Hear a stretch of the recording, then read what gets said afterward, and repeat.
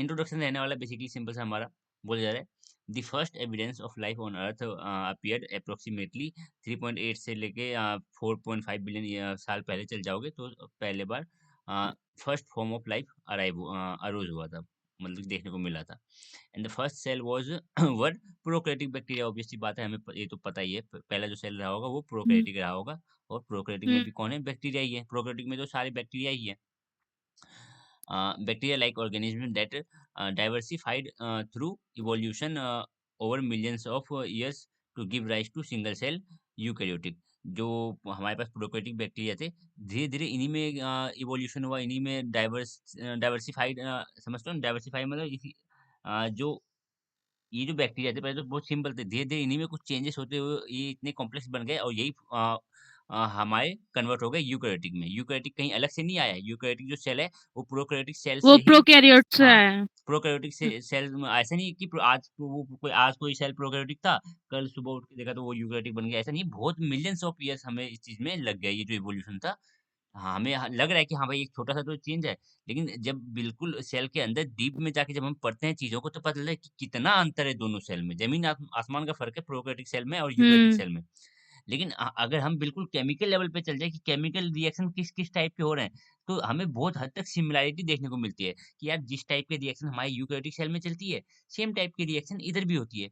हाँ, मतलब structure different है लेकिन हाँ, जो केमिकल वो है वो सेम है। वो सेम है। हुँ। केमिकल रिएक्शन जो जितने भी मेटाबॉलिक रिएक्शन है ऑलमोस्ट हुँ। मान लो ज़्यादातर बोलते हैं ऑलमोस्ट ऑलमोस्ट सभी टाइप में जितने भी मेटाबॉलिक रिएक्शन हमारे पास प्रोकैरियोटिक में पाए जाते हैं, सेम यूकेरियोटिक में भी पाए जाते हैं। ज़्यादा फ़र्क नहीं है, ज़्यादा फ़र्क नहीं है, फ़र्क तो होगा ही। ज़्यादा फ़र्क नहीं हुँ। है, ठीक है ना? माइनर सा है। हाँ, जो बेसिक है वो बिल्कुल दोनों का सेम ही है। Even though we do not know for sure how and when the eukaryotic cell originated, कब originate हुआ था, कैसे originate हुआ, हमें नहीं पता है, फिर भी हम थोड़ा बहुत अंदाजा लगा लेते हैं। जो भी हमारे पास थोड़े बहुत साइन है, एविडेंस है, हम अपना हुँ। सोचते हैं कि हाँ भाई कुछ ऐसा हुआ होगा। एक्चुअल में वही चीज घटी है, ये किसी को नहीं पता। हम बस अपनी हाइपोथेसिस दे देते हैं। हुँ। There is evidence to indicate that eukaryotic organism arose through endosymbiosis. Endosymbiosis यहाँ पे बोला गया, ये क्या है? A relationship between two species in which one organism live inside the cell of the other organism. किसी एक organism के सेल के अंदर किसी दूसरे organism का रहना, इसी को बोलते हैं एंडो सिम्बायोसिस। सिम्बायोसिस का मतलब दो organism का रिलेशन, दो organism आपस में एक रिलेशन में रहते हैं, ठीक है ना? दो जैसे organism। सर ह्यूमन बॉडी में कई सारे वो हाँ, बैक्टीरिया वैसे ना? हाँ, हाँ, ह्यूमन बॉडी में। लेकिन ह्यूमन बॉडी के अगर किसी सेल के अंदर जाके रहती है तो हम बोलेंगे एंडोसिम्बायोसिस। इसको बोलेंगे हम ओके, ओके। एंडोसिम्बायोसिस, मतलब कि हुँ। हमारे सेल के अंदर जाके रह रही है।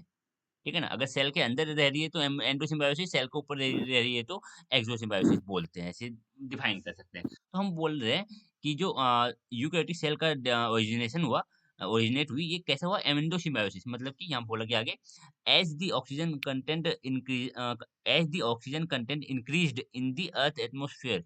जब अर्थ बिल्कुल आग का गोला था, ये आपने इवोल्यूशन में क्लास 12th में इवोल्यूशन में पढ़ा होगा। अर्थ का जो हाँ। प्रिमिटिव एटमॉस्फेयर था, अ, उस एटमॉस्फेयर में ऑक्सीजन नहीं थे। ठीक है ना? हुँ। तो प्रिमिटिव एटमॉस्फेयर में ऑक्सीजन नहीं थे, तो उस समय पे जितने भी सेल रहे होंगे वो कैसे रहे होंगे? एनाएरोबिक, मतलब कि ऑक्सीजन की एब्सेंस में काम करने वाले। हाँ। अब धीरे-धीरे जैसे ही अर्थ का एटमॉस्फेयर में ऑक्सीजन आया, तब क्या हो गया? देखो, as the oxygen content increase in the earth atmosphere, certain aerobic bacteria may have been engulfed by larger anaerobic bacteria. जैसे-जैसे ही एरोबिक कंडीशन बनी, जो एरोबिक हुँ। बैक्टीरिया थे, ठीक है ना? जो एरोबिक बैक्टीरिया थे, उनको इंगल्फ कर लिया गया, उनको निगल लिया गया, मतलब कि इंगल्फ करना, सेल के अंदर ले लेना बाय हुँ। एनाएरोबिक बैक्टीरिया। एनाएरोबिक बैक्टीरिया अब तो एरोबिक कंडीशन में कैसे सर्वाइव करें? तो बहुत सारे तो मर गए होंगे और कुछ कहीं पे कुछ ऐसा घटा होगा कि एनएरोबिक बैक्टीरिया के अंदर एरोबिक बैक्टीरिया समा गया, एंगल्फ कर लेना। ठीक है? फैकल्टेटिव भी हो गए होंगे फिर। हाँ। फैकल्टेटिव और जो वो है हमारा ऑब्लिगेट, वो तो अलग चीज़ है। ठीक है ना? ऑब्लिगेट का मतलब कोई नो ऑप्शन कि अगर वो कर ही नहीं सकते। मतलब अगर हुँ। एरोबिक कंडीशन में अगर कोई रहता है, ठीक है ना? अगर वो अ, ऑब्लिगेट ऑब्लिगेट एरोबिक है, ऑब्लिगेट हुँ। मैंने बोल भी रखा है नो ऑप्शन। ऑब्लिगेट का मतलब नो ऑप्शन। अगर वो एरोबिक है, ऑब्लिगेट ऑब्लिगेट मतलब वही ना सर कि उसी बिना ऑक्सीजन के वो सरवाइव ही नहीं कर सकते और फैकल्टेटिव नहीं, नहीं मतलब ऐसा वो मतलब नहीं है। ऑब्लिगेट के आगे क्या लगा है उस पे भी डिपेंड करता है। अगर मैं बोलूँ ऑब्लिगेट एनएरोबिक, ऑब्लिगेट एनएरोबिक तो इसका हुँ, मतलब है कि वो हमेशा एनएरोबिक कंडीशन में ही काम करेंगे। हाँ, अगर मैं बोलूँ ऑब्लिगेट एरोबिक तो वो हाँ, ऑक्सीजन की प्रेज़ेंस में ही हाँ, सर्वाइव तो करेंगे। ऑब्लिगेट को ऐसे लेके चलो, ऑब्लिगेट का मतलब ऑब्लिगेट, ओ का मतलब नो हुँ, ऑप्शन, ओ का मतलब वैसे ऑप्शन होता है लेकिन हम उल्टा बोलेंगे, ओ का मतलब नो ऑप्शन, तुम्हारे पास कोई ऑप्शन ही नहीं है। तुम्हें जो हुँ, कंडीशन बोल रखा है ऑब्लिगेट एरोबिक मतलब कि तुम एरोबिक कंडीशन में ही काम करो, ऑब्लिगेट एनाएरोबिक मीन्स तुम एनाएरोबिक कंडीशन में ही काम करो। ठीक है ना? और तुम्हारे पास कोई ऑप्शन ही नहीं है। फैकल्टेटिव फैकल्टेटिव मतलब तुमको एक अलग से कोई फैसिलिटी मिली हुई है। तुमको एक अलग टाइप की फैसिलिटी हमने प्रोवाइड कर रखी है, कि तुम भाई एरोबिक कंडीशन में जी रहे हो, कोई बात नहीं, हुँ, एनारोबिक कंडीशन रहेगी, फिर भी तुम जी जाओगे, फिर भी तुम सर्वाइव कर जाओगे। ठीक है? तो बोला जा रहा है ऑक्सीजन कंटेंट जैसे ही अर्थ के एटमॉस्फेयर में इंक्रीज हुआ, तो जो हुँ। एनाएरोबिक बैक्टीरिया थे, वो तो ज़्यादातर तो मर गए होंगे और कुछ ने क्या किया कुछ ने एरोबिक बैक्टीरिया को इंगल्फ कर लिया, मतलब कि निगल लिया। That were enable to cope with the increase oxygen. ठीक है? जो एनारोबिक बैक्टीरिया थे, वो बढ़ते हुए ऑक्सीजन एनारोबिक ने सर एरोबिक को एनगल्फ करे, एरोबिक ने एनारोबिक को।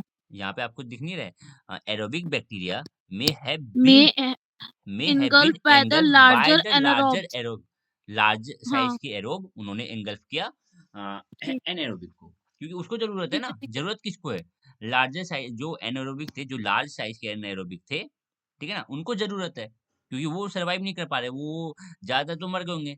यहाँ पे भी वैसे बोला गया मे हैव बीन engulfed, मतलब कि हमें नहीं पता कि जो हमारा यूकैरियोटिक है उसका जो यूकैरियोटिक जो बने, ठीक है ना? जो यूकैरियोटिक सेल का जो अरोज हुआ, वो जो ओरिजिनेशन हुआ, ठीक है ना? तो वो इसी तरीके से हुआ होगा। नहीं, हम बस बोल रहे हैं, हम बस थोड़ा बहुत अपनी जो भी हम सोच पा रहे हैं, हम उस बस हाइपोथेसिस दे रहे हैं कि भाई ऐसा हुआ होगा।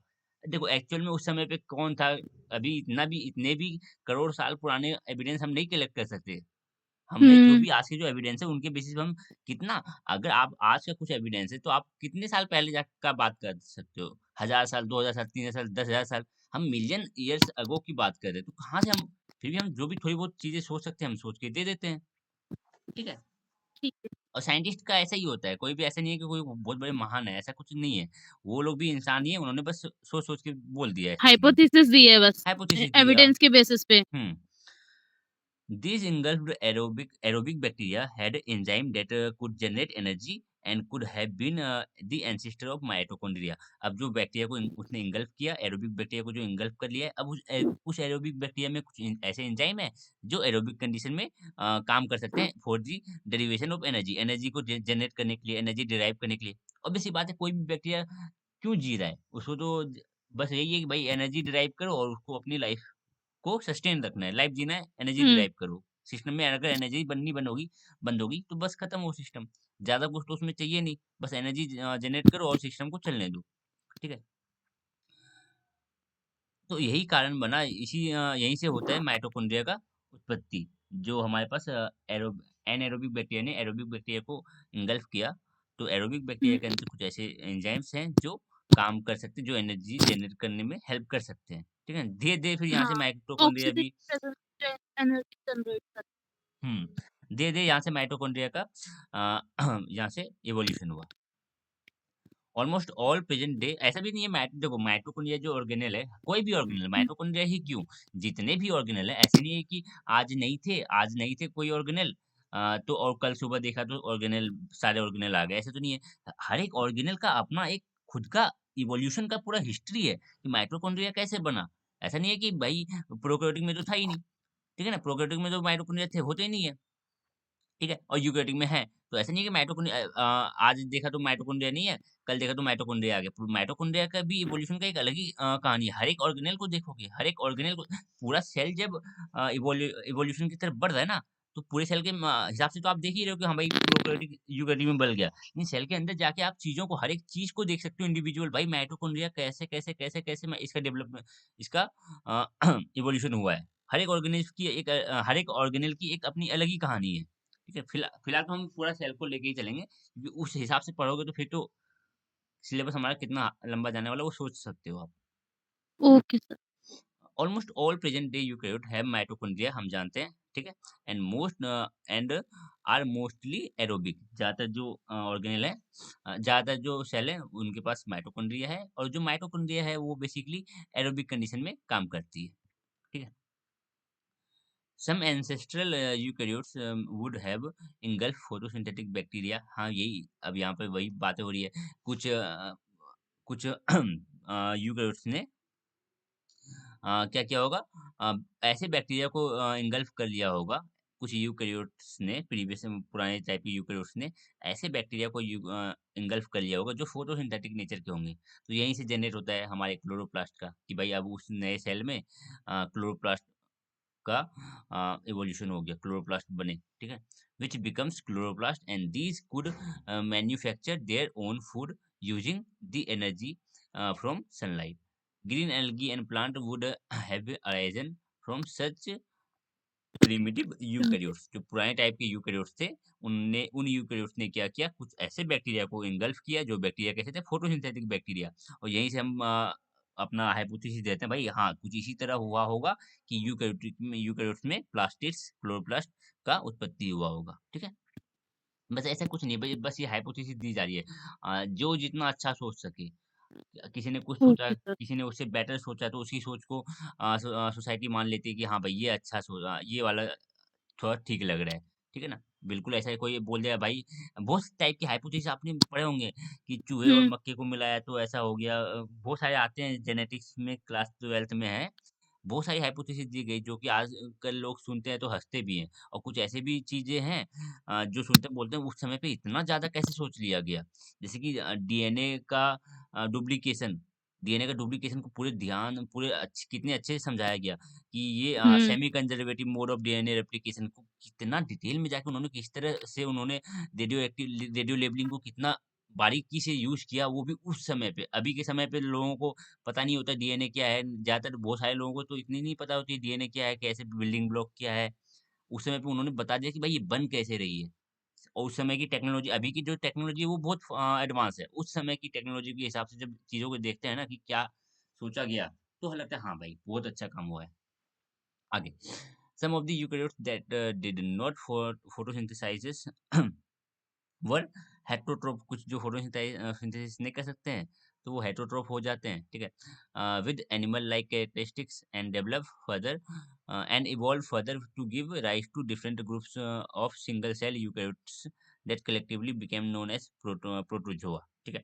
कुछ ऐसे ऑर्गेनिज्म, कुछ ऐसे यूकैरियोट्स जो हेटरोट्रोफ है, मीन्स वो अपना खाना खुद नहीं बनाते हैं, ठीक है। और उनमें बहुत सारी प्रॉपर्टी, उनके बहुत सारे कैरेक्टरिस्टिक्स मिलते हैं हमारे एनिमल से, बट बात ऐसी है कि वो सिंगल सेल है। सिंगल सेल जितने भी यूकैरियोट्स हैं उनको हम प्रोटिस्टा में रखते हैं। और प्रोटिस्टा में भी कुछ ऐसे ग्रुप्स हैं जो यूकैरियोट्स हैं, जो हेटरोट्रोफ हैं, और वो एनिमल के जैसे कुछ प्रॉपर्टी शेयर करते हैं। एनिमल की प्रॉपर्टी से उनका बहुत सारी प्रॉपर्टी मिलती है, ठीक है। तो उनको प्रोटोजोआ में रखते हैं। सच प्रोटोज़ोआ ऑर्गेनिज्म, में सिंगल से मतलब सिंगल सेल ना सर? हाँ सिंगल सेल, वो प्रोटोजोआ सिंगल सेल है।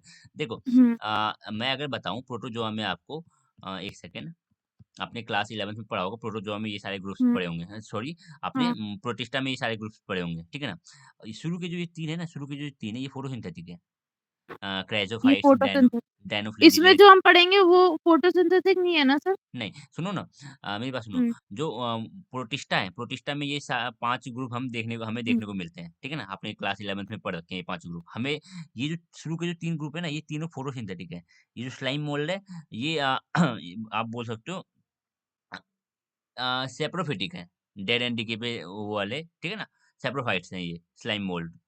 और जो प्रोटोजोन्स है, ये हेट्रोट्रोप है। प्रोटोजोन्स ये हेट्रोट्रोप है, ठीक है। तो प्रोटोजोन्स की जो प्रॉपर्टी है, इस हमने तो नाम यहाँ पे देखो क्या लिखा हुआ है, animal like protista. Animal like protista किनको हम बोलते हैं, प्रोटोजोन्स को। क्यों? क्योंकि प्रोटोजोन्स की बहुत सारी प्रॉपर्टी, प्रोटोजोन्स की जो कैरेक्टरिस्टिक्स है ना, वो एनिमल से मिलते हैं। इसलिए हम अभी तो हम देखो हम पढ़ने के वाले, हम पढ़ने वाले अ, इस ग्रुप में हम पढ़ेंगे अभी आगे आके अ, आपके फाइलम, एनिमल के सारे फाइलम पढ़ने वाले हैं।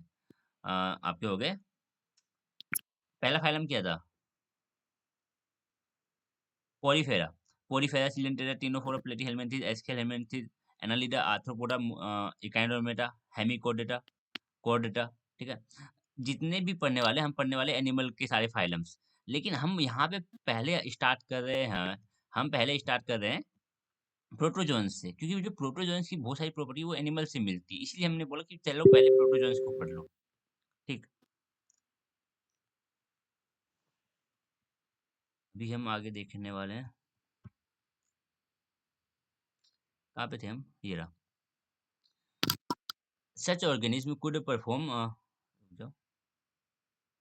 तो हम प्रोटोजोआ देखने वाले हैं। Such organism could perform all life essential functions within the constraint of a single cell, ठीक है? क्योंकि ये सिंगल सेल प्रोटोजोआ जो है सिंगल सेल ही है, सिंगल सेल हुँ, ऑर्गेनिज्म है। तो इनको जितने भी लाइफ के फंक्शन करने हैं, इनको अपनी ब्रीथिंग करनी है, इनको एक्सक्रीशन करना है, इनको डाइजेशन करना है, ठीक है ना?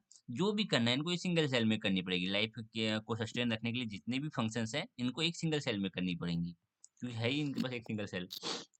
Biologists in general now accept that all living organisms can be placed in three broader domain तीन लाइफ के तीन डोमेन हम जानते हैं, bacteria, archaea bacteria, and archaea, Eukarya. यूकैरिया, ठीक है हुँ, ना? इन दिस बैक्टीरिया, आर्किया दोनों बेसिकली प्रोकैरियोट्स में आते हैं और यूकैरिया हमारे हुँ, यूकैरियोट्स। यूकेरियोट्स में। हाँ, in this course we look at the third domain eukarya. हम यू बोल भी रहे हैं कि इस कोर्स में हम यूकेरियोट्स। हाँ, इस कोर्स में हम बेसिकली यूकैरिया को ही देखेंगे, तीसरा domain, which include the unicellular eukaryotes of kingdom Protista along with multicellular। जो हमारे पास यूकैरिया है उनमें क्या है, एक तो सिंगल सेल वाले और एक मल्टी सेल वाले। सिंगल सेल हुँ, वाले आपके प्रोटिस्टा आ गए, मल्टी सेल वाले आपके प्लांटी, प्लांटी, फंजा और फंजाई और एनिमेलिया। एनिमेलिया, ठीक है ना? हुँ, that were earlier part of five kingdom classification. हमने पता है, थोड़ा बहुत पढ़ रखे हैं कि क्या नाम आर एच विटेकर ने फाइव किंगडम क्लासिफिकेशन दी थी। ऐसे तो मैं कभी बोलता नहीं हूँ साइंटिस्ट के नाम ज़्यादा याद रखने, ना ही मुझे कभी याद रहते हैं ज़्यादा, ठीक है ना? हाँ, हालांकि एग्जाम एग्जाम में वगैरह में पूछ लिए जाते हैं, वो अलग बातें हैं उनकी। ऑफ दीज प्रोटिस्टा प्रोटिस्टा जो टर्म है इनको अर्नस्ट हैकेल ने दिया था, ठीक है? are a very diverse group of primitive unicellular eukaryotes। Eukarya. Unicellular eukaryotes ही पाए जाते हैं प्रोटिस्टा में, और बहुत ज़्यादा डाइवर्स है, मतलब कि इनके जो मेंबर्स हैं ना, एक दूसरे से बहुत ज़्यादा ही अलग है, ठीक है ना? आपको कोई भी यूनिसेल्युलर प्लांट है डाल दो प्रोटिस्टा में, यूनिसेल्युलर एनिमल्स है डाल दो प्रोटिस्टा में, यूनिसेल्युलर फंजा है प्रोटिस्टा में डाल दो। कोई भी यूनिसेल्युलर यूकेरियोट्स हैं तो उनको प्रोटिस्टा में हुँ, डाल दो, चाहे वो एक दूसरे से जमीन आसमान कितना ही अलग हो, कितनी डाइवर्स उनका कैरेक्टरिस्टिक हो, फिर भी हम उसको प्रोटिस्टा में डाल देते हैं। हालाँकि प्रोटिस्टा में भी जब हम उनको रखते हैं, तो उनको ग्रुप वाइज़ सेपरेट कर देते हैं, जैसे कि हमने अभी किया आगे, ठीक है ना? Though they represent only about 10% of total eukaryotic species। Total हम यूकेरियोटिक स्पीशीज़ का 10% हमारे पास प्रोटिस्टा फ़ॉर्म करते हैं, ठीक है ना? प्रोटिस्टा, फंजाई, प्लांटी, एनिमिलिया, ये 4 हमारे पास हैं किंगडम। हुँ, ये चारों में से 10% का जो 10% कंट्रीब्यूशन रहता है हमारे पास वो प्रोटिस्टा का, प्रोटेक्टर है। ठीक है? बाकी के 90% ये 3 ग्रुप मिला के करेंगे। Their abundance is extremely high. Abundance ना तो बहुत जगह कहीं हुँ, ऐसा नहीं है कि कहीं बहुत कम देखने को मिलता है, बहुत जगह देखने को मिलता है। बहुत हाईली अबंडेंस नेचर के हैं ये। Is extremely high and biologist study them for several reason. Biologist इसको क्यों पढ़ते हैं, उसके कुछ रीज़न्स हैं। पहला, दे आर इम्पोर्टेंट मेडिकली, क्यों? क्योंकि ये कुछ डिजीज़ कॉज़ करते हैं, इन्फेक्शन कॉज़ करते हैं। Some of the protist species causes major infectious disease, ठीक है ना? इन्फेक्शियस डिजीज मतलब कि एक से दूसरे में फैल सके, ऐसी कुछ डिजीजेस हुँ, डिजीज कॉज करते हैं। अगर कुछ डिजीज है तो डिजीज प्रोड्यूस करने वाले जो ऑर्गेनिज्म है उनके बारे में स्टडी करना जरूरी है उस डिजीज को क्योर करने के लिए। हमें पता है ये चीजें।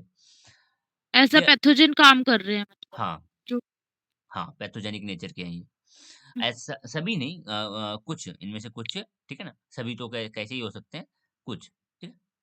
सम ऑफ द प्रोटिस्ट, ठीक है?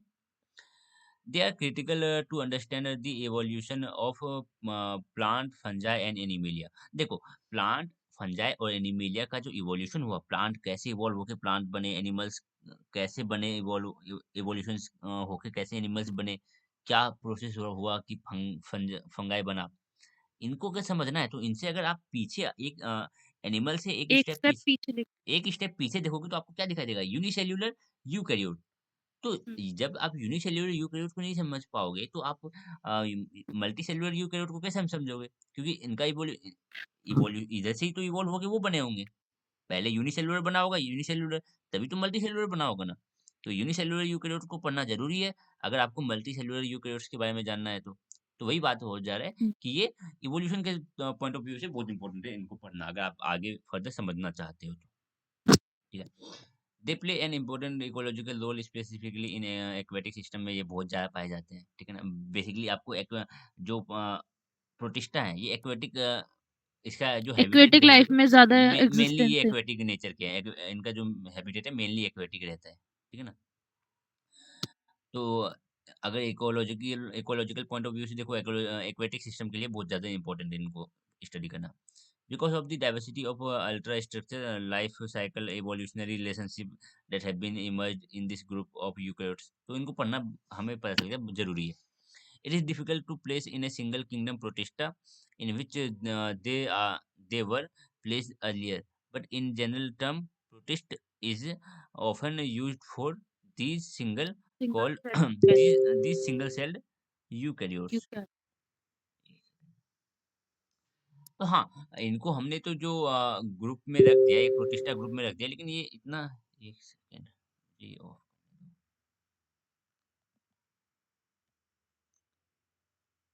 हाँ, हमने इनको प्रोटिस्टा ग्रुप में रख दिया, लेकिन प्रोटिस्टा ग्रुप में भी इनको स्टडी करना बहुत मुश्किल हो जाएगा अगर सबको एक साथ मिला के स्टडी करें तो। इसलिए प्रोटिस्टा ग्रुप में जो हमने रखा है इतने सारे मेंबर्स को, इनको भी हमने फर्दर आगे क्लासिफाई कर रखा है डिफरेंट डिफरेंट ग्रुप्स वाइज। ठीक है, आगे आप देखोगे हम क्राइजोफाइट्स, डायनोफ्लैजिलेट, यूग्लिनोइड, स्लाइम मोल्ड और प्रोटोजोन्स, इनको ऐसे करके क्लासिफाई कर दिया है। तो हम इनमें से बस प्रोटोजोन्स को ही पढ़ेंगे, बाकी सबको नहीं। ठीक है, क्योंकि ये आपस में एक दूसरे से बहुत ज्यादा डिफरेंट डिफरेंट आपको इसमें देखने को मिलेंगे। बहुत ज्यादा अंतर है इन दोनों के, इन सभी के कैरेक्टरिस्टिक्स में। इसलिए हम फर्दर इनके आगे भी हमें क्लासिफिकेशन ज़रूरी है। ठीक है?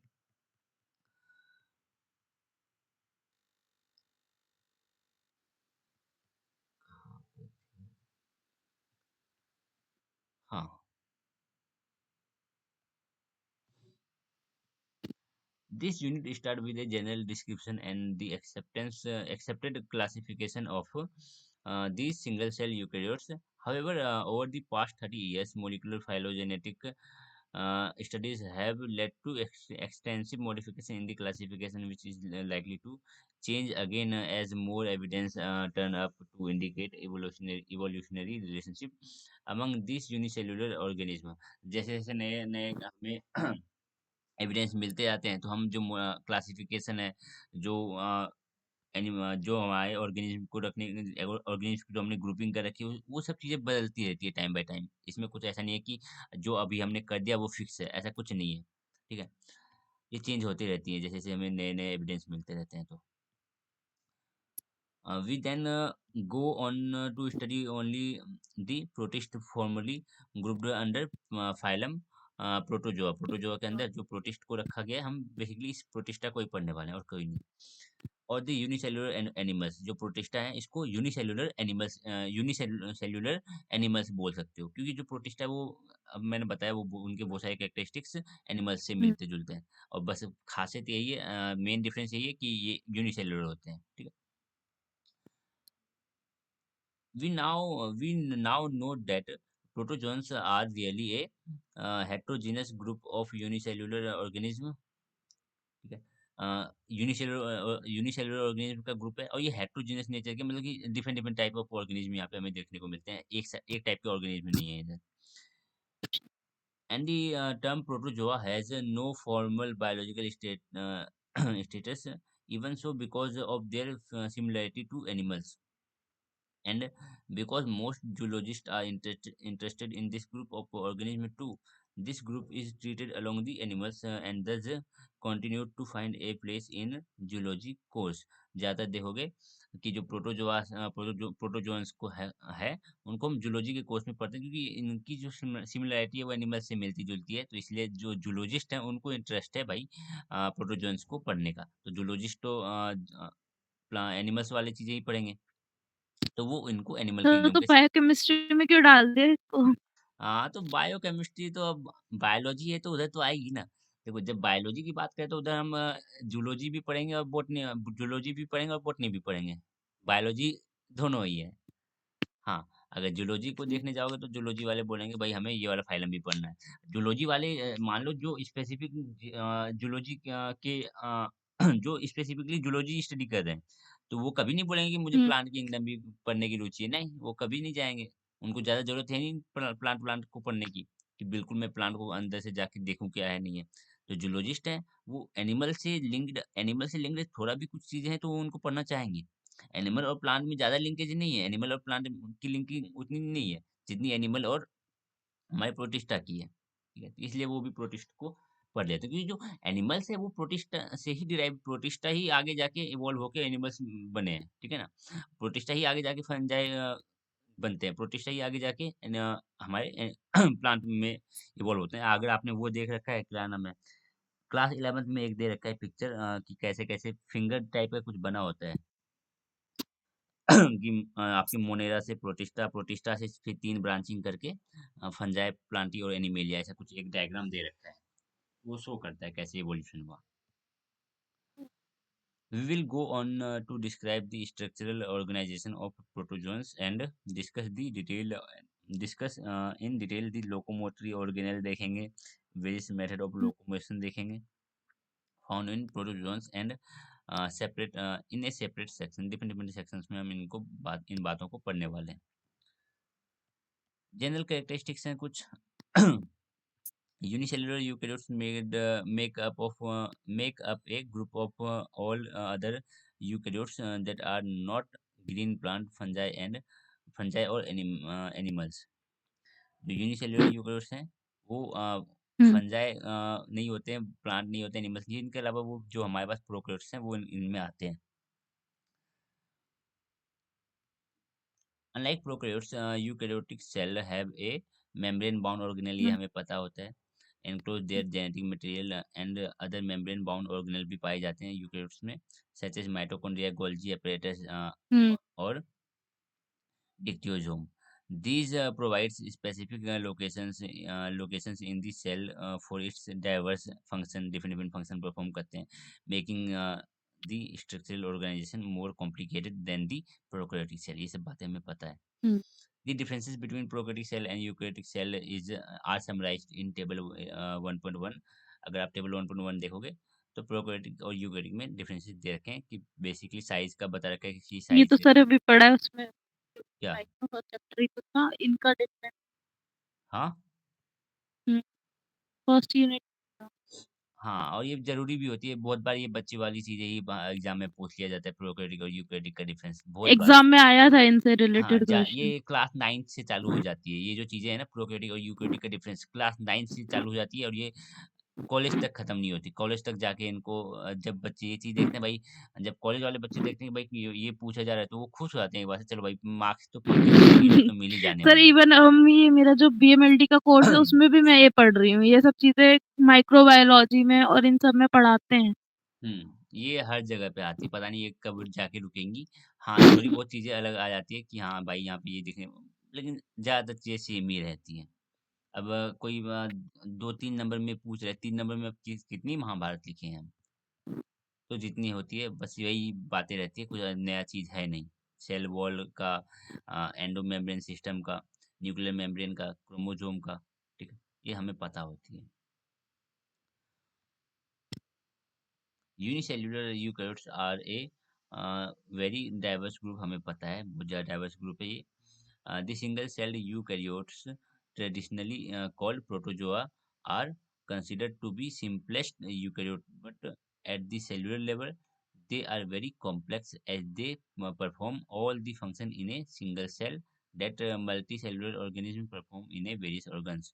ठीक है, मल्टी सेलुलर ऑर्गेनिज्म में डिफरेंट डिफरेंट फंक्शन के लिए different different cell, different different होते हैं, ऑर्गन, लेकिन डिफरेंट ये डिफरेंट। सिंगल सिंगल सेल में परफॉर्म हाँ, करते हैं। हमारे अंदर तो different different organs, different different organ, different different cell से बनी होती है। सेल भी अलग टाइप की, सेल बन के टिश्यू, टिश्यू भी अलग अलग टाइप के, ठीक है ना। लेकिन यहीं पे हम बात करें सिंगल सेल यूकेरियोट्स, तो सारे फंक्शन उनको एक जगह पे एक सेल के अंदर ही करना पड़ेगा, ठीक है। The organelle and cytoskeleton found in them vary in structure, ठीक है। जो ऑर्गेनल है और जो साइटोस्केलेटन है, उनके स्ट्रक्चर थोड़े बहुत वेरी करते हैं। And they also use different mode of nutrition, उनके मोड ऑफ न्यूट्रिशन भी अलग अलग होते हैं, ठीक है। सम कुछ पैरासिटिक होते हैं, कुछ प्रीडेटरी नेचर के होते हैं, कुछ मिक्सोट्रोप होते हैं, मीन्स वो फोटोसिंथेटिक नेचर के भी होते हैं, और वो हेटरोट्रोपिक न्यूट्रिशन दोनों कर सकते हैं, ठीक है, डिपेंडिंग ऑन द सिचुएशन, क्या अवेलेबल है, क्या चाहिए, ठीक है। सब में spend their life time in one position, कहीं पे मतलब कहीं पे मान लो किसी चट्टान पे जमे ही पड़े हुए हैं, ठीक है। और कुछ ऐसे होते नॉन हैं जो मोटाइल है बिल्कुल। हाँ, और कुछ ऐसे हैं जो कॉन्स्टेंटली मोटाइल, मतलब कि कांस्टेंट मूव करते ही रहते हैं। बहुत ज़्यादा डाइवर्सिटी है नेचर में, और ज़रूरी ज़रूरी भी है। डाइवर्सिटी डाइवर्सिटी होना बहुत ज़रूरी है इवोल्यूशन के लिए। अगर आपने इवोल्यूशन पढ़ा है तो आपको पता हाँ, होगा कि डाइवर्सिटी क्यों इतनी ज़रूरी है, ठीक है ना। कहीं पे भी थोड़ी बहुत इन्वायरमेंट में थोड़े बहुत कुछ चेंज आ गए, अगर सब ऑर्गेनिज्म एक जैसे ही हैं और सभी उस नए एडेप्टेशन को अडेप्ट नहीं कर पाए, उस नए चेंज को अडेप्ट नहीं कर पाए, तो सभी मारे जाएंगे, सभी खत्म हो जाएंगे। लेकिन कुछ अलग हैं, कुछ देख ऑर्गेनिज्म अलग हैं जो उस चेंज को, इन्वायरमेंट में आने वाले चेंज को अडेप्ट कर रहे हैं, ठीक है, तो वो बच जाएंगे। जैसे कि हमने कोरोना में देखा, कुछ के तो सिस्टम इतने खराब जो कि थोड़े बहुत फर्स्ट वेव में ही निपट लिए, और हाँ, कुछ के शरीर इतने तगड़े कि वो बाहर घूम भी रहे हैं तो उनको कुछ नहीं हो रहा, अपन घर में बैठे बैठे कोरोना हो जाता है किसी बहुतों को। हुँ, तो सबका जो और हर एक ऑर्गेनिज्म का सिस्टम अलग है, मतलब कि बिल्कुल डिट्टो समान तो नहीं सकती, सबका अलग अलग है। ऑल्दो सभी ह्यूमंस ही है, लेकिन सबकी सिस्टम जेनेटिक्स भी हाँ, डिपेंड करते हैं फिर बहुत इसमें। बहुत हद तक जेनेटिक्स में, बहुत हद तक क्या, मोस्टली जेनेटिक्स ही पे ही डिपेंड करती है। जेनेटिक्स में ही जो चेंज आते हैं। हम जानते हैं हमारे जो नए ऑर्गेनिज्म, हमसे जो नए ऑर्गेनिज्म बनने वाले हैं, उनकी जेनेटिक्स हमसे बिल्कुल डिट्टो सेम नहीं रहती है, ठीक है। डिफरेंट हो हाँ, और जो हमने पढ़ रखा है क्या नाम है,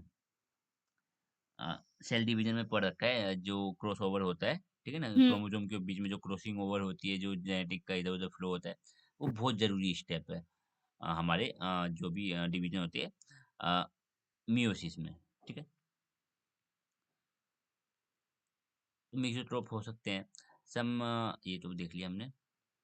reproduction and life cycle are also highly varied, जो रिप्रोडक्शन का तरीका है वो भी डिफरेंट रहता है। लाइफ साइकिल सबकी वो भी अलग अलग टाइप की हमें देखने को मिलती है। Genetic and morphological study have shown that some protista are more closely related to plant, कुछ प्रोटिस्टा ऐसे हैं जो ज़्यादा प्लांट के रिलेटेड में, प्लांट से क्लोज हैं। कुछ प्रोटिस्टा ऐसे हैं जो ज़्यादा फंजाई से रिलेटेड हैं। कुछ प्रोटिस्टा ऐसे हैं जो ज़्यादा एनिमल से रिलेटेड हैं, और हम इसी प्रोटिस्टा को देखने वाले हैं जो ज़्यादा रिलेटेड हैं, जो ज़्यादा क्लोज हैं एनिमल से। एनिमल्स के, जिसको हम प्रोटोजोन्स बोलते हैं, than animals, and are to each other. As a result, kingdom Protista, in which all protozoans and plants like Protista were placed, has been abundant, and various lineages of Protista are now recognized. Lineages मतलब Protista का connections different different group से, Protista का connection fungi से, Protista का connection animal से and plant से, ऐसा कुछ। But the term protist is still is in use for convenience, हम फिर भी प्रोटिस्टा को यूज करते हैं, नहीं ऐसा नहीं बोलते कि भाई ये जो एनिमल्स हैं, ये जो ऑर्गेनिज्म है, ये ज़्यादा रिलेटेड है प्लांट से, तो कुछ ग्रुप का ऐसा कुछ नाम दे देते हैं जो कि प्लांट शो करे कि ऐसा प्लांट से रिलेटेड है। ऐसा कुछ हम नहीं करते, हम इनको प्रोटिस्टा के अंदर ही पढ़ते हैं। In this unit, we provide you with a phylogenetic hypothesis for the relationship among the eukaryotes living presently on Earth. बस एक hypothesis देने की कोशिश कर रहे हैं ये। The groups that were formerly included in kingdom Protista and given in single line boxes and given you and so on. आगे देखो। The super groups recognized today are given in a yellow and gray dashes box. shows the unranked group that includes the phyla. Dashed line indicate uncertain evolutionary relationship. You must remember that these relations are still being investigated and may change in future and new evidence is brought to light. हाँ, नए नए change तो आते ही रहेंगे। यहाँ पे देखो, इसकी बात की जा रही थी। तो ये सारे यूकैरियोटा हैं। ये जो आप लाइन देख रहे हो, ये यूकैरियोटा से इवॉल्व हो रही है। तो यूकैरियोटा को आप बेसिकली 1, 2, 3, 4 ये 4 ग्रुप में बाँट सकते हो। पहला है हमारे पास एक्सकेवेटा, फिर सार्कलेड एंड आर्कियोप्लेस्टिडा, ठीक है? आर्कियाप्लेस्टिडा जो बोलना है। And on top. चौथा है हमारे पास यूनिकोनेटा, यूनिकोन्टा, जो भी नाम बकवास से नाम दिए गए हैं। फिलहाल तो अभी हमें 3 ही हम पढ़ने वाले हैं, 3 के बारे में। एक इसके बारे में पढ़ेंगे, एक्सकेवेटा, सार्कलेड, और ये नहीं देखेंगे हम, यूनिकोन्टा को हम पढ़ेंगे, इसको नहीं नहीं पढ़ेंगे, ठीक है? इनमें जो ब्लू हुँ। हाइलाइटेड है वो वाले सर? अ, ब्लू हाइलाइटेड है उनको भी ऐसा नहीं है कि उनको पढ़ने वाले हैं, एक्सकेवेटर को देखेंगे जनरली पूरा ब्रॉडर एक्सकेवेटर छोटा-सा, ज़्यादा कुछ नहीं पढ़ना है, बिल्कुल छोटा-सा, अभी देखोगे आप आगे सिंपल सा।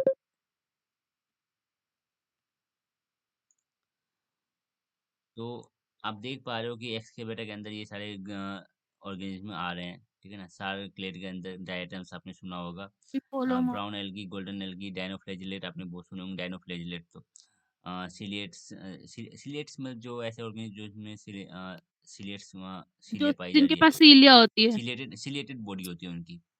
हुँ, और सिलेटेड बॉडी हेल्प करती है उनको मू किसी चट्टान-वट्टान से। मूवमेंट में। हाँ, नहीं मूवमेंट में सीलिया कभी काम नहीं करती। सीलिया बेसिकली सॉरी, हाँ, वो उसमें फ्लैजिला काम करती है। हाँ, सीलिया कहीं से एंकर-वैंकर के काम में आती है, कहीं से आपको चट्टान-वट्टान से कहीं से एंकरेज के काम में आती है सीलिया बेसिकली।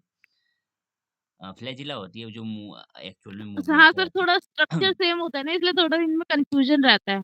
सीलिया बिल्कुल छोटे-छोटे बारीक हेयर लाइक हाँ, सीलिया स्ट्रक्चर जैसे होती हैं। हमारी उसमें हाँ। होती है, इंटेस्टाइन में भी हाँ, होती है। तो ये आपको किसी एंकरेज समझते हो ना, कहीं चट्टान-वट्टान से एंकर करना और जकड़ के रखना, वहाँ से उसके काम में आती है सीलिया। हुँ, अ, बाकी हमारे अंदर तो कुछ सरफेस एरिया बढ़ाने-वढ़ाने के काम है, वो बहुत सारे रोल्स हैं, सिर्फ एक काम नहीं है, ठीक है ना? हम जिस ऑर्गेनिज़्म की बात कर रहे हैं, वो तो ज़्यादातर यही काम करती है। ये ज़्यादा कुछ नहीं है, आगे हम देखेंगे।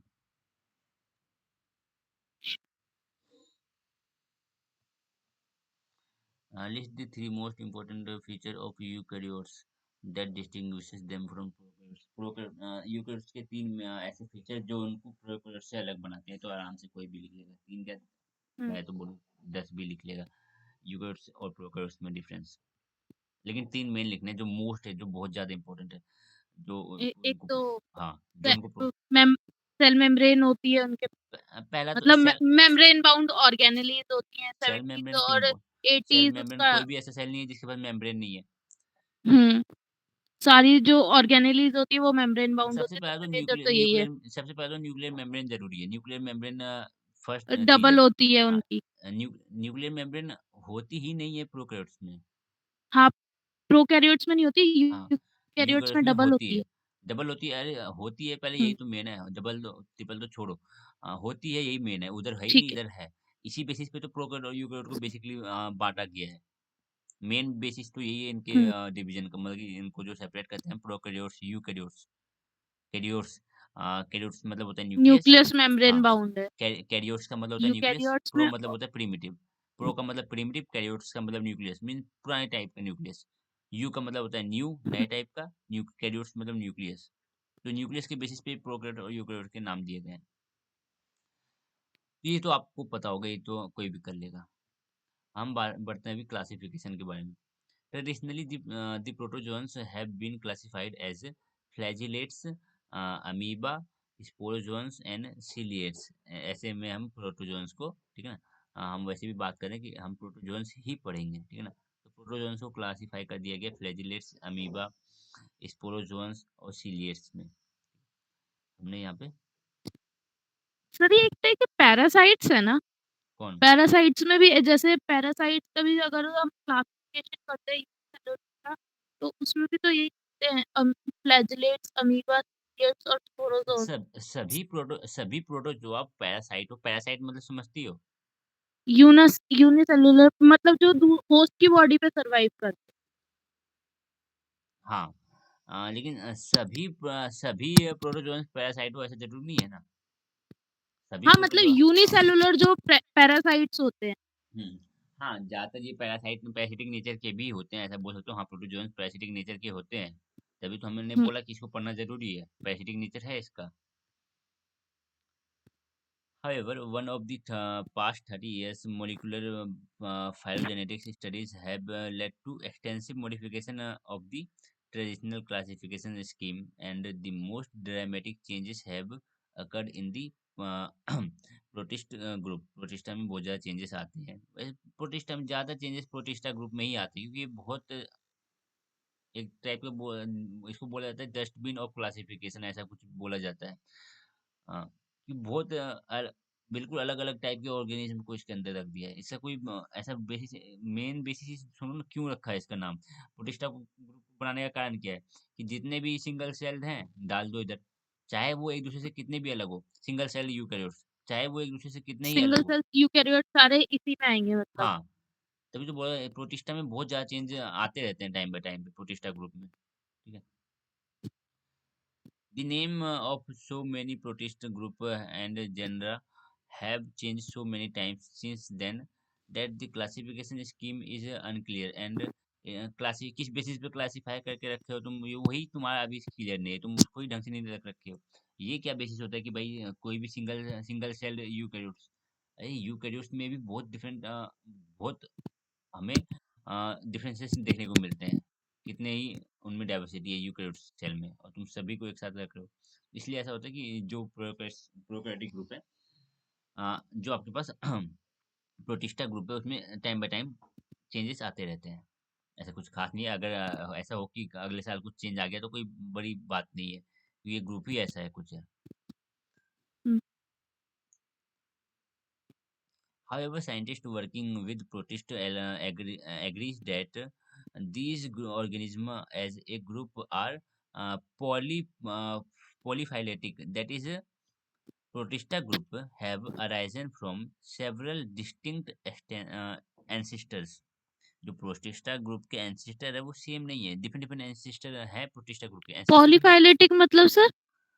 पॉलीफाइलेटिक मीन्स जो इनके जो एंसिस्टर हैं, हुँ, जहाँ पे मतलब फाइला ऐसा कुछ आ जाए ना, तो इसका मतलब होता है हुँ, आपके एंसिस्टर जहाँ से ये इवॉल्व करके आए हैं। फाइलोजेनेटिक रिलेशनशिप, फाइलोजेनेटिक ऐसे बहुत चीजें आपने सुना होगा। हुँ, फाइलोजेनेटिक फाइलोजेनेटिक्स के ही का मतलब ही होता है कि इसका इवोल्यूशन कहाँ से हुआ है, उनकी तरफ point करना है। वही तो बोला जा रहा ओके। है, that is protista group have arisen from several distinct distinct ancestor. Ancestor. जो इनके कुछ एंसेस्टर हैं, मतलब कि डिस्टिंक्ट बहुत सारे एंसेस्टर, वो जो जितने भी एंसेस्टर हैं इनके, वो एक दूसरे से बिल्कुल डिस्टिंक्ट है।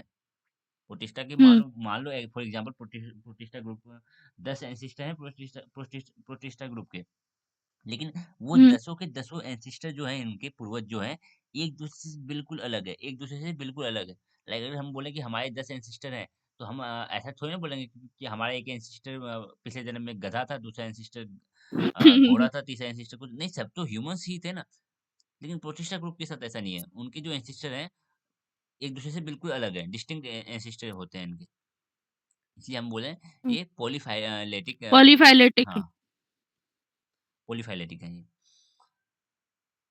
पॉली का मतलब जो समझते हो, एक से ज्यादा बहुत सारे। हाँ, बहुत सारे।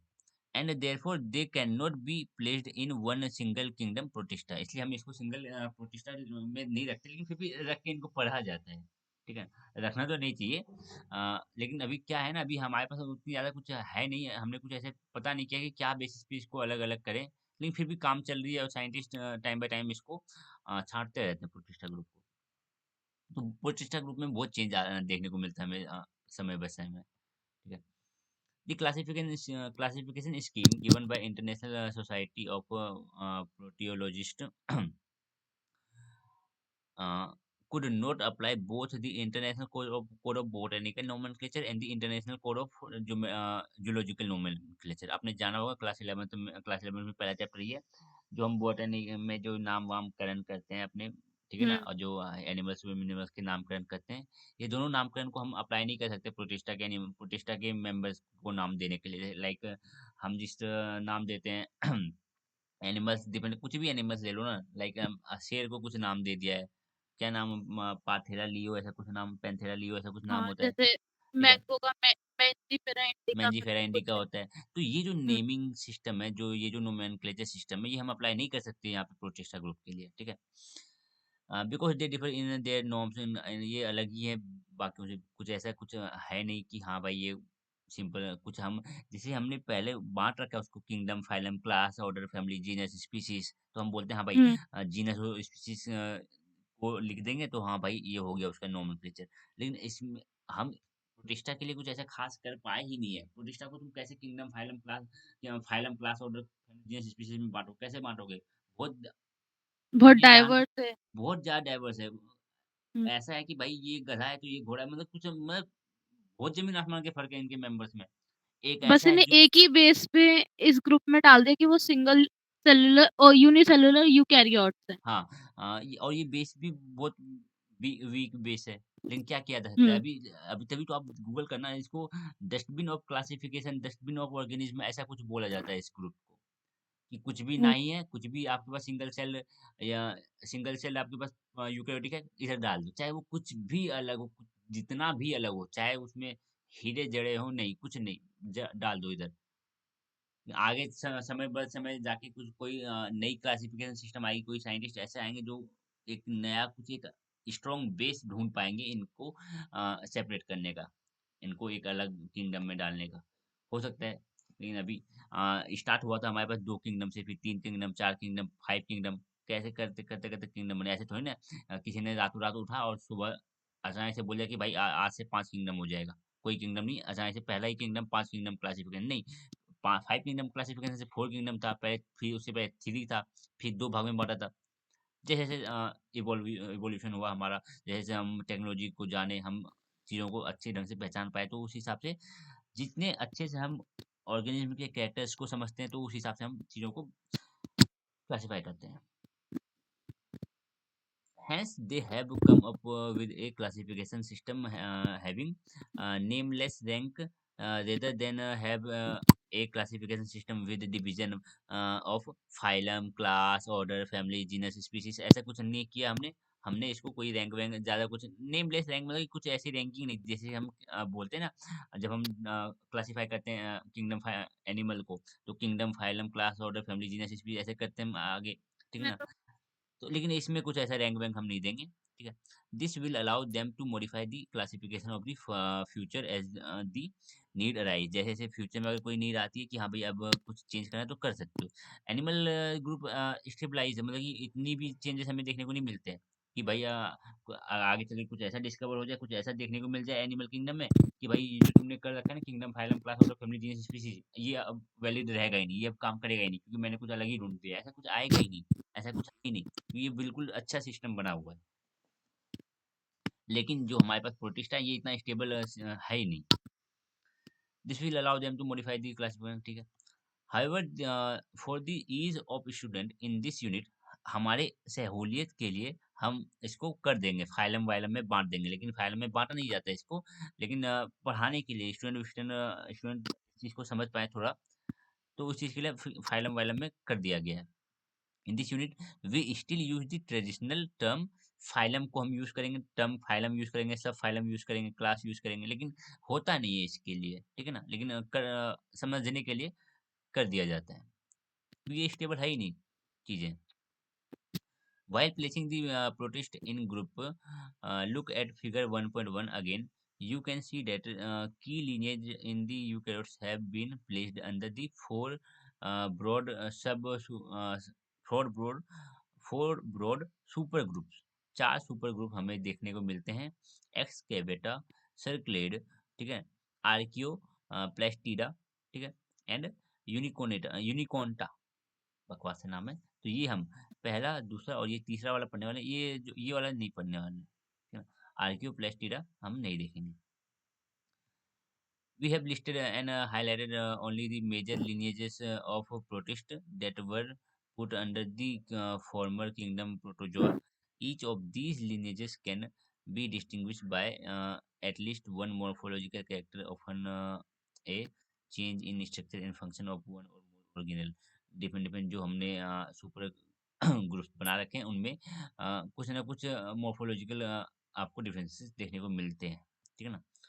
अभी बात करेंगे, जब हम बात करेंगे इन ग्रुप की इंडिविजुअल बाई, तो पहले देख लो 1.3.1 सुपर ग्रुप। हाँ, पहला सुपर ग्रुप हमारे पास आता है एक्सकेवेटा। देन 1.3.2 1.3.2 हाँ, सर्कुलेट पढ़ेंगे। देन हम 1.3.3 1.3.3 सुपर ग्रुप यूनिकॉर्न, यूनिकॉन यूनिकॉन्टा।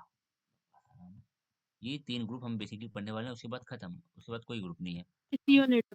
यही तीन पढ़ने वाले हैं, उसके बाद हम स्ट्रक्चरल ऑर्गेनाइजेशन और फंक्शन इनको पहले तो हम ये क्लासीफाई करें ना इनको तीन ग्रुप में, ठीक है।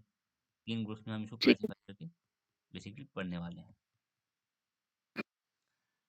तो पहला ग्रुप रहने वाला है हमारे पास एक्सकेवेटा। सिंपल सा ग्रुप है, ज़्यादा कुछ खास नहीं है, ठीक है।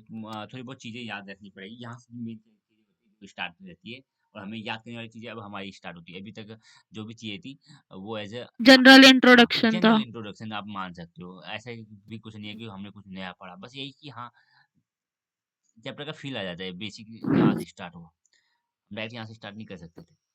तो एक्सकेवेटर हुँ, नाम में अगर जाओ तो मैं थोड़ा सा ये कर रखा है, पिक्चर विक्चर निकाल रखी है, क्योंकि कोई भी देखो ये जो चीज़ें हैं ना ये याद रखने वाली चीज़ें हैं, और याद रखने में सबसे ज़्यादा इम्पोर्टेंट रहता है कोई विजुअल, जो पिक्टोरियल है, कोई पिक्चर विक्चर वो माइंड को अच्छे से, जो पिक्चर मेमोरी होती है माइंड की, माइंड पिक्चर को ज़्यादा अच्छे से वो याद ज़्यादा शार्प होती ज़्यादा याद रखते हैं ज़्यादा दिन हम तो मैं अभी तो वैसे मैं यहीं तक कराऊंगा, यहाँ तक फाइलम डिप्लोमेनेटा, जो भी बकवास से नाम है, तो ये कराऊंगा क्योंकि मैंने इसके आगे के देख नहीं रखे, क्योंकि इसके आगे के मैं जो भी देखूंगा कुछ पिक्चर विक्चर निकाल के जहाँ पे भी मुझे नीड लगेगी तो मैं उसे करके रखूंगा, क्योंकि ये जो इनके जो ठीक है पिक्चर सर। दे रखे हैं ये बिल्कुल बकवास से ही है। अभी देखो एक्स केवेटा, नाम में समझो एक्स केवेटा, केवेटा मतलब यहाँ से थोड़ी कैविटी वेविटी वाली फील आ रही होगी, हाँ कुछ कैविटी टाइप की।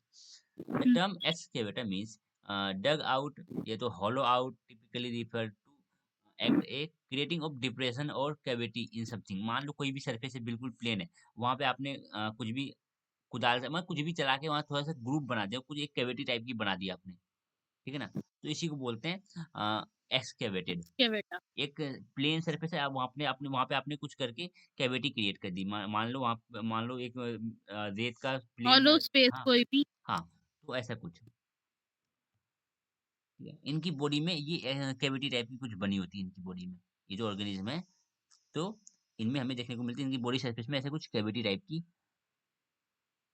स्पेस हमें देखने को मिलती है। एक सेकंड में,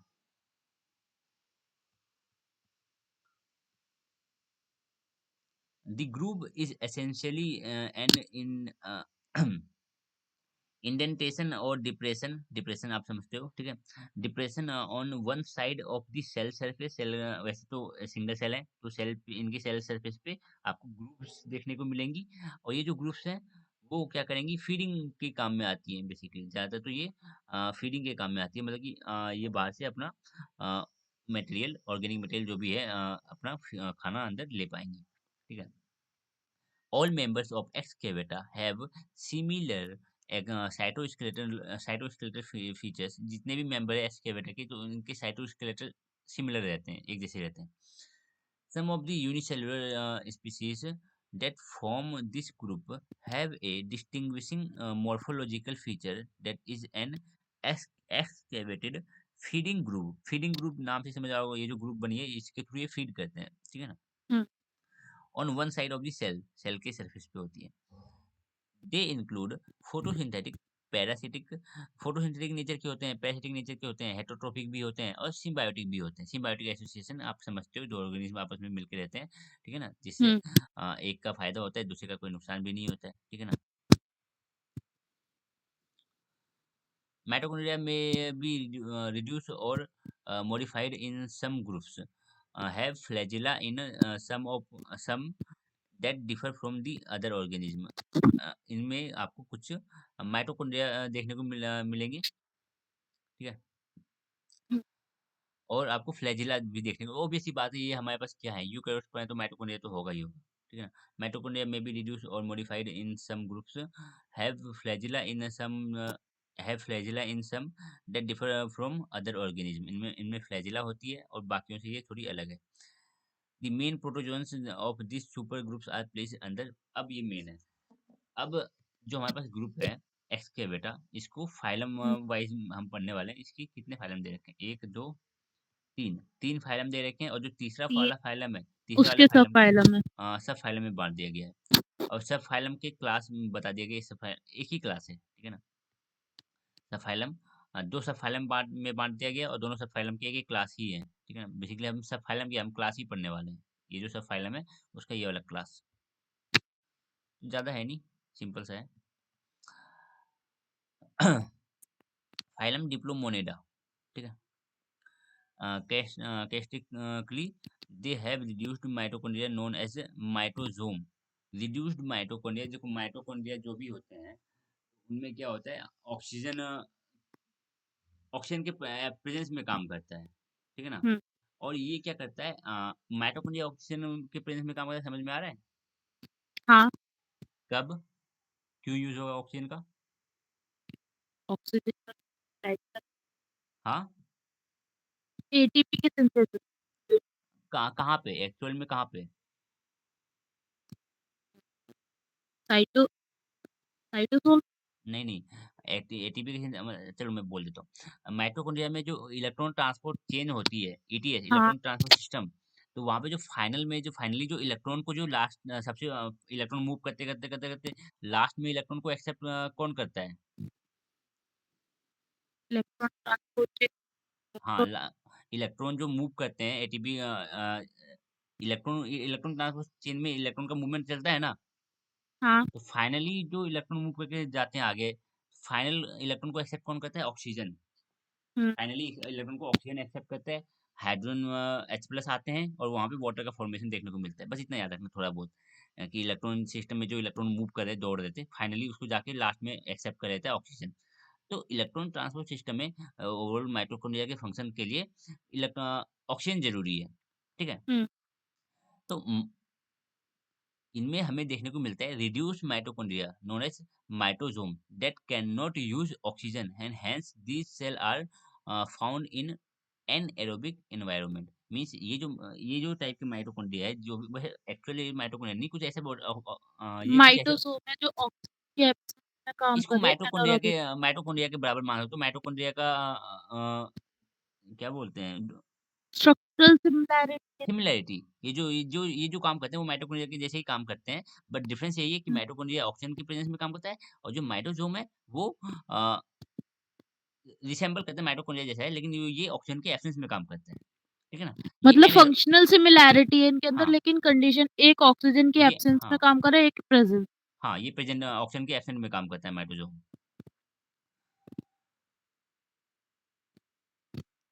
दे आर कॉमेंसल्स, और कॉमेंसलिज्म समझते हो ना, कोई दो ऑर्गेनिज्म आपस में ऐसे रहते हैं, तो एक को बेनिफिट मिलता है, दूसरे को नुकसान नहीं होता है, ऐसा कुछ। लेकिन बड़ी बड़ी जो शार्क मछली होती है उनके आजू बाजू रहती है छोटी छोटी मछली, और इससे उसको छोटी मछली को फायदा हो जाता है, कि जो छोटी मछली को खाने वाले कोई जीव आते नहीं है शार्क के डर से उसके पास। और छोटी मछली को और एक फायदा हो जाता है, जब शार्क जाके कहीं भी जो बड़ी मछली है वो जाके जहाँ पे खाना खाती है, तो वहाँ पे जो छोटे कुछ बच जाते हैं तो वो छोटी मछली खा लेती है। तो इससे बड़ी मछली का कोई नुकसान नहीं है, लेकिन छोटी मछली का फायदा है। तो ऐसा एसोसिएशन, दो ऑर्गेनिज्म आपस में कुछ ऐसे रहे तो एक का फायदा हो और दूसरे का नुकसान ना हो। तो दे आर कॉमेंसल्स, कॉमेंसलिज्म शो कर सकते हैं। पैरासिटिक नेचर के भी हो सकते हैं, पैरासिटिक नेचर हमें सबको पता है। And include the infamous Giardia intestinalis, ठीक है ना। ये तो हम जानते हैं, इंटेस्टाइन में पाए जाते हैं, बेसिकली हमारे ह्यूमंस के भी इंटेस्टाइन में पाया जाता है ये, ठीक है। यार्डिया जियार टेम्पिया करके कुछ है। हाँ, जियार्डिया इंटेस्टाइनलिस, ये इंटेस्टाइन में पाई जाती है और ये इन्फेक्शन कॉज हुँ, करती है। हुँ, इनफेमस बेसिकली इसलिए इसको इसलिए बोला जाता है, इनफेमस का मतलब ऐसा नहीं है कि ये फेमस नहीं है, बहुत ज़्यादा फेमस है लेकिन गलत काम के लिए, ठीक है ना। हाँ, फेमस ह्यूमन्स में पैरासिटिक हाँ, इम्पोर्टेंट है। कोई भी बहुत ज़्यादा well known species wrong for wrong purpose, ठीक है ना? हुँ, जो ये जो जियार्डिया इंटेस्टाइनैलिस है, ये कोई अच्छे काम के लिए फेमस नहीं है।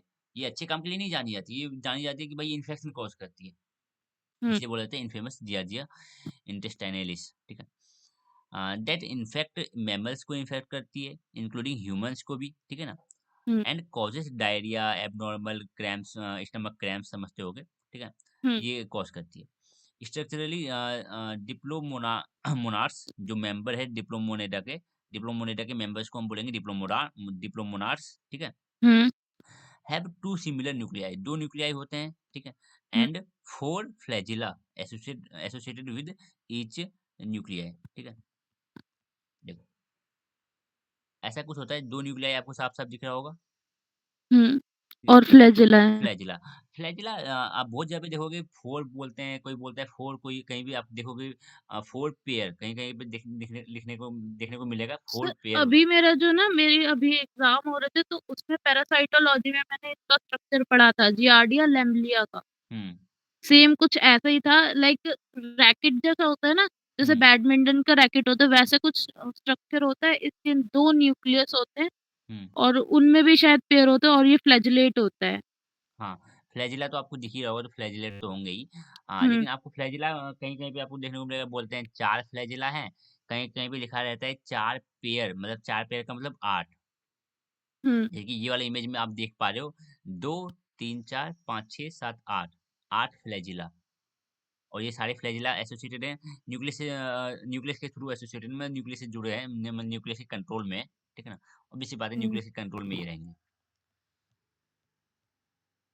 तो हाँ, आप 4, 8 कुछ भी याद कर सकते हो 4 ये तो 4 पेयर कुछ भी आप यूज़ कर सकते हो 4 फिलहाल पेयर ही था, उसमें भी हाँ, 4 पेयर ही 4 था। पेयर ही होता है 4 पेयर ही होता है, यहाँ पे 4 क्यों लिख दिया गया पता नहीं, 4 पेयर ही देखने को मिलती है। अब गूगल पे कितने भी इमेजेस देख लो, ज़्यादातर इमेजेस में आपको 4 पेयर दिखाई देंगे और ये जो 4 हुँ, फ्लैजेला हैं, ये एसोसिएटेड है हमारे पास न्यूक्लियस से एसोसिएटेड है, समझ रहे हो? न्यूक्लियस से कनेक्टेड है, न्यूक्लियस के कमांड हाँ, न्यूक्लियस के कंट्रोल में मतलब का हाँ। बस इतना ही है। अगले क्लास में हम बात करेंगे अगला फाइलम इसके सारे इमेजेस ज़्यादा ट्रिगर करते हैं माइंड को। अब जितने भी हम ऑर्गेनिज़्म हुँ, पढ़ने वाले हैं ना, किसी भी ऑर्गेनिज़्म को पढ़ते समय हमारे माइंड में थोड़ी बहुत पिक्चर बन जाएगी, हाँ भाई ये ऑर्गेनिज़्म कुछ ऐसा दिख रहा है, तो वो थोड़ा ठीक रहता है। उसका हाँ, स्ट्रक्चर याद करने में ईज़ी रहता है। हाँ, क्या स्ट्रक्चर? मतलब जो उसका स्ट्रक्चर है, फंक्शंस वगैरह क्या क्या स्ट्रक्चर है, कैसे है, कितने न्यूक्लियस है, प्लेटफ़ॉर्म वो इमेज देख के ये चीज़ हाँ। याद हो जाती। ये भी होती है ऊपर से आप बस जब आप इतनी बस लंबी खासी थ्योरी पढ़े जा रहे हो कोई इमेज इमेज के साथ जब हम चीज़ों को पढ़ते हैं ना और ये जो हुँ, इमेज है ये कोई इमेज नहीं लग रही ये जो इन्होंने जो यूज़ कर रखा है ये सिंपल सा लग रहा है 2D मतलब कि बिल्कुल किसी ने ड्रॉ कर दिया और डायग्राम टाइप का लग रहा है इमेज तो लग ही नहीं रही है हालाँकि मैं हुँ, कोशिश करूँगा कि थोड़ा अच्छा और इमेज दिखा पाऊँ जो माइंड को ट्रिगर करे। माइंड को इमेज ज़्यादा याद रहते हैं। तो हमें याद रहता है हाँ भाई हुँ, इस इमेज की साइड में हमने ये लिखा हुआ भी देखा था। तो इमेज बहुत ज़रूरी है। हालाँकि थ्योरी भी बहुत ज़रूरी होती है लेकिन इमेज साथ-साथ माइंड को ट्रिगर करती है। हमें पता चलता है हाँ भाई ये वाली इमेज है। तो माइंड को साथ-साथ हमें इमेज दिखानी पड़ती है। तो मैं कोशिश करूँगा जितने भी ऑर्गेनिज़्म की हम बात करें तो थोड़ी बहुत इमेजेस लेके चलें। क्योंकि हम फाइलम को देखने वाले तो थोड़ी बहुत इमेज से ही पता चलता है हाँ भाई ये दिखने में कैसे लगते हैं। ऐसा कुछ होता है। ठीक है ना? कोई-कोई चीज़ हम ठीक है। इमेजिन नहीं कर पाते, तो इमेज के थ्रू अगर कर पाते तो ठीक है। तो मैं सारी इमेजेस करके रखूँगा, ठीक है? बाकी इस लेक्चर को हम कंप्लीट करेंगे। देखो अभी तो क्या हो गया? एक्सकेवेटर हमने स्टार्ट किया है। कल हम ये पूरा तीनों कंप्लीट कर लेंगे।